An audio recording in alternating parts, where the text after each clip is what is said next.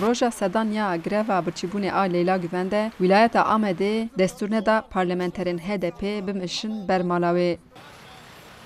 Leyla Güven tevî sedan girtiyên Kurd ji bo rakirina tecrîda li ser rêberê PKK Abdullah Öcalan di greva birçîbûnê dane. Parlamentera Colemêrgê û Hevsereka Kongre Civaka Demokratîk Leyla Güven di çalakiya xwe da kete roja sedan.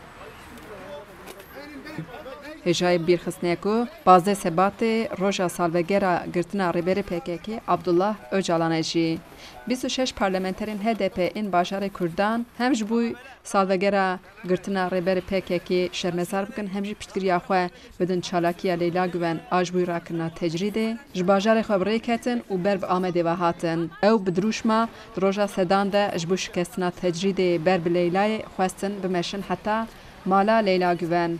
Li çar noxteyên daketina bajar de parlamenterên Amedê çûn pêşwaziya parlamenteran. Lê wilayeta Amedê bi daxuyaniyek ragihand ku ji bo ev çalakî piştevaniya rêxistina terorê ye hemî bizav û çalakiyan qedexe kirine. Li gelek çiyan polîsan dora parlamenteran girtin. Leyla'nın sesi olmaya devam edeceğiz. Piştî du saetan parlamenter li ser cadeya Aramtigran di bin dorpêç û astengiya polîsan de hem salvegera girtina Abdullah Öcalan hem qedexê hem tecrîdê hem jî helbesta polîsan şermezar kirin.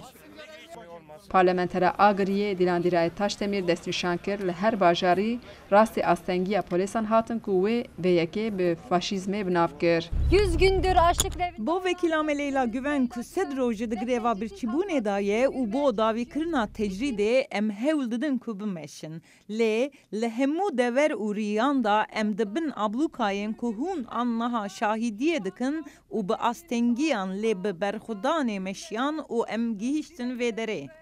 Hevserokê Kongre Civaka Demokratîk û parlamenterê HDP Berdan Öztürk jî destnîşan kir ku tecrîda giran a ser Öcalan şer û pevçûn li Tirkiyeyê giran bûn û hem Leyla Güven hem jî çalakvanên grevê dixwazin bi çalakiya xwe balê bişînin ser rola Öcalan ji bo aştiyê. Desthilatdarên ku her tim şer û pevçûnê mezin dikin baş dizanin ku Öcalan kengî dipeyive rêya çareserî û aştiyê ve dibe.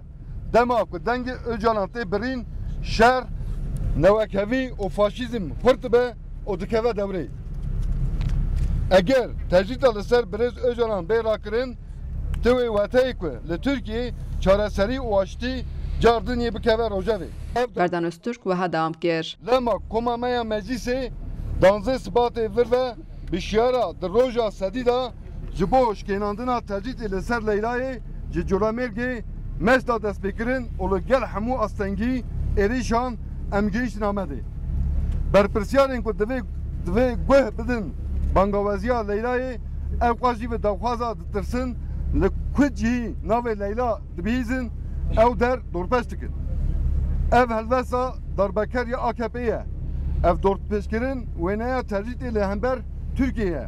Îro ji bo ku em tecrîdê bişkînin divê em hemû qadên jiyanê vegorinin qadê tekoşînê û bi vê avayekî xurt xwedê li grevên birçîbûnê derkevin.